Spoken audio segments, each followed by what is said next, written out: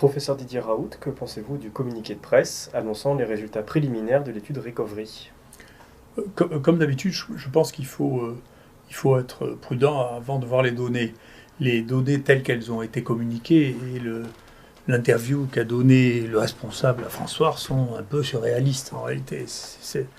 Euh, on a l'impression que l'idée de points communs entre les gens qui font de la science et de la médecine ont complètement disparu. Alors, on peut regarder les choses pour comprendre pourquoi il existe de telles différences entre les études. Il y a premièrement les critères de définition de la maladie. Dans Recovery, comme dans d'autres études d'ailleurs, dont une très grande étude qui vient de sortir dans le New England Journal of Medicine pour la prophylaxie, il y a des malades qui ne sont pas diagnostiqués comme ayant le Covid, mais comme ressemblant à des malades qui pourraient avoir le Covid sans test. C'est un truc qui est extrêmement étonnant, d'autant que, comme beaucoup de ces études ont été faites avant qu'on commence à connaître la maladie, le vrai critère le plus important pour faire le diagnostic, a posteriori, des gens qui avaient le Covid est le fait de ne plus sentir les odeurs, l'anosmie. Et celui-là n'était pas connu au départ, n'était pas identifié. Donc, on ne peut pas dire que quelqu'un a un Covid ou pas, basé sur la définition qui a été prise dans Recovery. On ne sait pas ce qu'ils avaient. Ils étaient malades. Voilà. Et donc, on ne sait pas quelle est la proportion de ceux qui n'ont eu aucun test de confirmation parmi ceux qui ont été testés. Ce qui est quand même étonnant, dans un pays comme l'Angleterre, qu'on ne puisse pas faire un test pour inclure ou non un malade, montrant qu'il a bien la maladie pour laquelle on va le traiter. C'est spectaculaire. La deuxième chose, c'est que ce que l'on sait maintenant et que l'on ne savait pas avant de connaître la maladie, bien que ça ressemble à la plupart des maladies infectieuses virales, se déroulent de la même manière. Il y a un stade où c'est le virus qui parle, c'est le virus qui entraîne des manifestations que l'on ressent, et puis dans un deuxième temps, la réaction que nous avons contre le virus commence à devenir importante.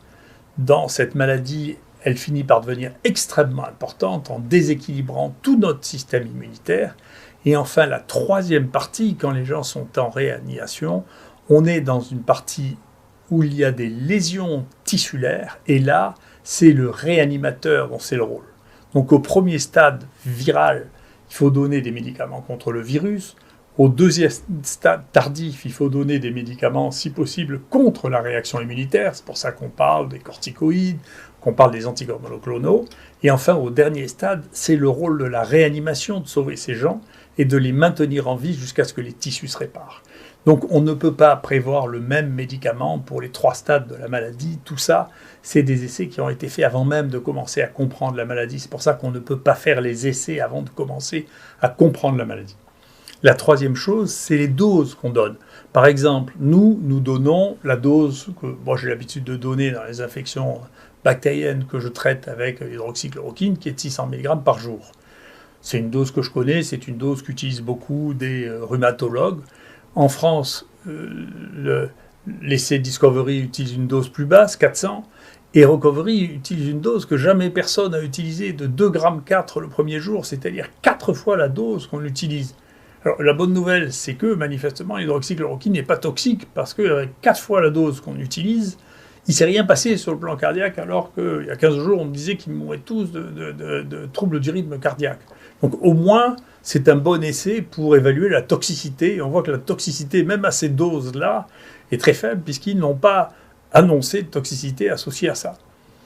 Ensuite, il y a le suivi. La plupart de ces études ne rapportent pas de suivi virologique. Donc, encore une fois, les malades qui sont très tardifs n'ont même plus de virus. On ne trouve même plus de virus quand on les teste, dans la plupart des cas. Mais ceux qui ont encore des virus, la manière de savoir si on arrive à les guérir, à enlever le virus, c'est de faire des tests pour les virus. La plupart des études n'ont même pas les moyens de faire ces tests, en dépit du fait que c'est dans des pays très riches. Nous, quand on a inclus des malades, bien entendu, on a suivi régulièrement leur PCR pour savoir s'ils étaient toujours positifs, leur charge virale, parce que c'est un des éléments majeurs pour évaluer l'efficacité. Et puis, enfin, la mortalité, c'est incroyable, en fonction d'une étude à l'autre, les mortalités qui sont rapportées. Et là, dans les deux groupes, il y a à peu près 25% de mortalité. Il faut savoir qu'en France, dans la mortalité des gens hospitalisés, c'est moins de la moitié ça. Donc on se demande où ils sont allés chercher les malades. Même nous, à Marseille, en réanimation, j'ai regardé les chiffres, la mortalité à 28 jours, elle est de 15,6% en réanimation. Comment on peut avoir des mortalités à 25%? Et si vous passez d'une étude à l'autre, vous avez au début les Chinois qui ont été pris par surprise ont rapporté des mortalités de l'ordre de 46%. Et puis ensuite, il y a des études qui ont rapporté des mortalités de 20%. Les Américains qui ont fait leur étude sur la Remdesivir ont rapporté des mortalités aussi bien chez les placebos que chez les gens qui avaient Remdesivir aux alentours de 10%. Donc c'est incompréhensible, si vous voulez. On n'arrive pas, compte tenu de la manière dont ils incluent les patients, de savoir ce qu'ils ont inclus. Est-ce qu'ils ont inclus tous les gens qui étaient malades? Est-ce que dedans, quelle est la proportion de gens qui avaient réellement ça? On ne comprend pas comment ils ont soigné. Écoutez, honnêtement, nous, quand vous rentrez dans une réanimation, ici, vous avez 2 fois plus de chances d'en sortir que quand vous êtes dans cette étude, quand même. Donc ça pose des questions de fond sur de quoi parle-t-on? Qu'est-ce qu'on compare?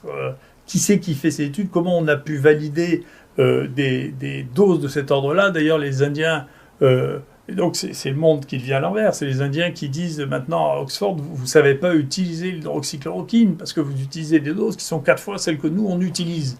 Et les Indiens, ils ont l'habitude d'utiliser l'hydroxychloroquine. Donc on a une espèce de paradoxe, on ne comprend plus du tout ce qui se fait de manière institutionnelle et officielle parce que il semble que les éléments de base de la connaissance, en particulier sur ces maladies et sur ces médicaments, aient complètement disparu. Donc il y a une vraie question. Et donc on peut voir apparaître à peu près n'importe quoi. Sauf que, après, avec le temps, et c'est ce qui sort, on verra bien la mortalité. Il faudra faire des acrobaties pour cacher le nombre de morts qu'il y aura eu dans cet épisode-là. Et on verra bien les différences de mortalité qui seront le faiseur de paix, l'arbitre. Ça sera où est-ce qu'on est plus mort. Et pour l'instant, c'est dans les pays les plus riches dans lesquels on a pensé, on était obsédé par l'idée de faire des essais thérapeutiques avant même de connaître la maladie, que la mortalité est la plus élevée. Merci.